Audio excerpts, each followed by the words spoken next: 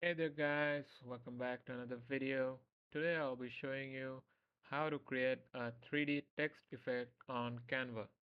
So the first thing you need to do is open up your Canva website and then just open up the project where you want to 3D your text. So let's just get on with it. So here's the text I have written here. So just select the text and after that you will be able to see the option of effects here.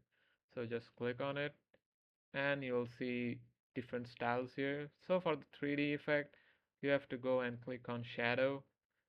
So after you click on shadow, make sure your offset is set to 76 here and your direction is set to 74.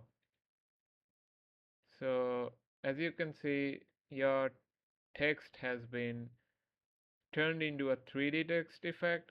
So that's it with the video, guys. I hope it helps you. Thanks for watching and take care.